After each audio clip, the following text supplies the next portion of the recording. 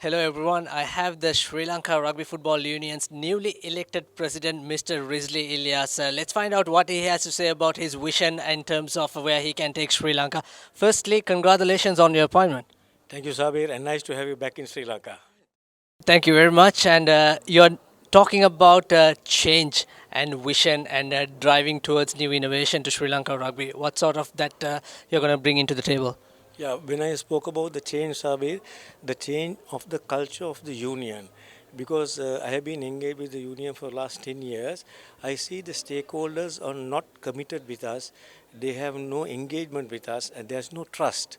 So for me, I was looking at even coming into my presidency, my manifesto carrying the thing what the change was to have a nice office, to have people walking in with their laptops, sitting and talking and working.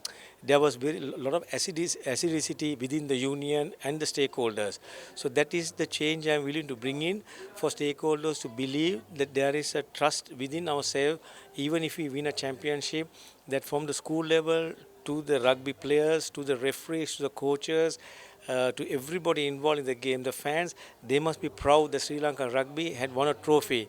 That is not in our heart. So that change is what I'm willing to bring, and I have been engaging a lot of the stakeholders during the last 1 month from the time my name was nominated, and I see a lot of positive energy in that, and that's been the reason I invited all of them for the after AGM lunch, and we had a good lot of people coming over, and I see a lot of energy and positivity for me to do the change. The innovation is also another part of it. Innovation, you're talking about the structure of the game, the pattern of the game, where we should think we should go for the next 2 years and 4 years in rugby. 15s, how should we should structure the game into a shorter tournament and more concentrate. I mean, we are trying to play sevens and say we have a super side in Asia with maximum 2 tournaments a year. So that entire thing needs to change. That is the innovation we need to do.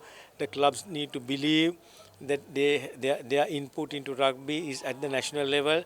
That engagement we still don't have from the clubs, and the trust we don't have. So those are the changes and the innovation I'm looking at, bringing Sri Lanka rugby to another level. Absolutely. Talking about this AGM and the lunch, it was really a atmosphere. Congrats on you.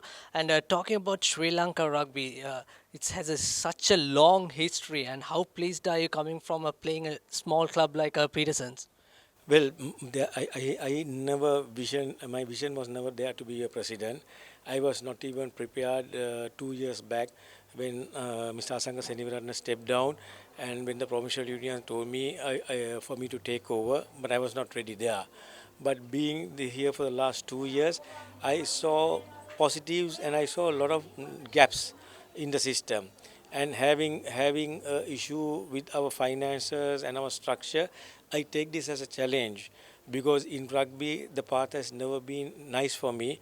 I came from a club which we lost all the time, and my winning came into my life. I mean, I had failures, I had a lot of resistance, but that gave me the power to push myself forward and go and become the Western Province president. Then I went into another club, which was a big winner of the A division side, and they had lost for about 8 years, CHNFC. And then I was there for 2 years. I was able to bring them back the cup again. In 2 years, I left. I got engaged with the national union, and as a council member, I went up the step as a secretary.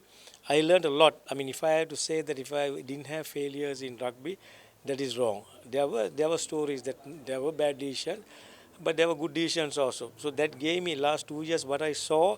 No engagement with the stakeholders and a lot of gaps, and this entire game will go in big debt like. So I thought, let me take the challenge, come up, and here I am with the COVID-19, this world pandemic.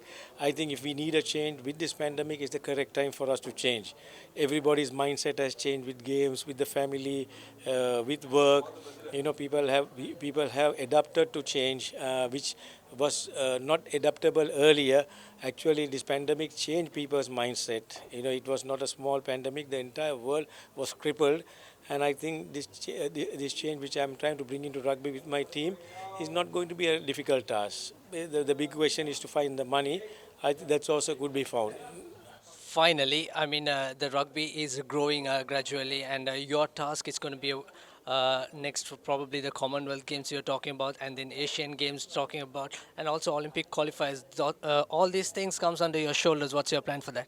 Yeah, we need to have a sevens high performance side, and we have to cut down our structure of the 15s. We are in Sri Lanka, in Asia, most of our seven players are involved in the 15-side game, and their recoveries, their injuries after going into an 18, 19 weeks league tournament and just playing two sevens tournament is going to be the answer for us to come into the Olympics or to the World Series. We need to cut that down, play about 4 to 6 tournaments in Sri Lanka, get a high performance unit done with one of the top three coaches in the world be engaged with us, with a trainer, and the statistician. So it got to be a professional outlook. The boys have to be free of mind. They have to be contracted by us through the ministry, and they must have the freedom to move from the club and come and play national and train with the new concept we are thinking. And even I'm looking at Asia Rugby Football Union and the World Rugby. I mean, they need to throw a little bit of more money into the Asian countries. I mean, where will we be if we are only looking at Japan going to the World Series? Definitely, the World Rugby, the World Rugby and ARFU should look at investing more in countries like us, which we have rich history, we have the talent, we have the skill, but we don't have the per se the resources of finance. Every country is going through certain difficulties, but to get into playing rugby and doing in Sri Lanka, we have the resources, but to get to another level, we need that push of some sort of encouragement and finance available from Asia Rugby and even World Rugby. Well, thank you. Certainly, we can pass this message throughout the Asia and Asia Rugby Football Union, including our president Kaisal Dalai, who wished you on your appointment as president, and we'll try to do our best to reach this for World Rugby as well. Thank you, and wish you all the best. Thank you very much, Zabir, and my wishes to Kais. He has been a very good friend. I hope he takes this message very positively, and we are there to back him up right throughout his years in rugby in Asia. Thank you.